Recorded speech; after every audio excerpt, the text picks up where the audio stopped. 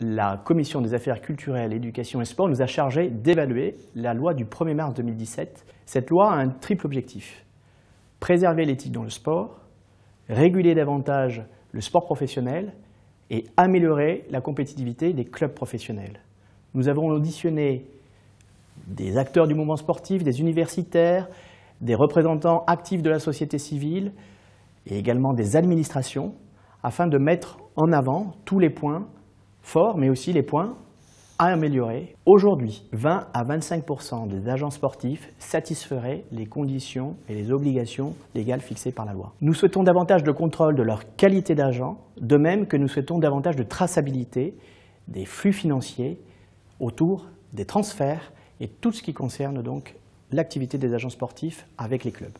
Deuxième point sur lequel nous souhaitons renforcer le cadre législatif, la lutte contre le streaming illégal avec un dispositif d'ordonnance dynamique que nous souhaitons mettre en place. Tout ça pourquoi? Pour protéger la valorisation des droits TV et le modèle économique des clubs professionnels. La loi du 1er mars 2017, dite loi Braillard, donnait obligation aux fédérations de se doter d'une charte de déontologie. 3 ans après, on s'aperçoit que 20% de ces fédérations ne se sont pas soumis à cette obligation légale. Donc nous proposons que le ministère des Sports exerce un contrôle plus important et aussi exerce éventuellement des sanctions contre ces fédérations qui ne seraient pas en conformité avec la loi. En termes d'honorabilité, vous savez que la loi dite Braillard a obligé les éducateurs professionnels à avoir un certain nombre d'exigences sur le plan professionnel.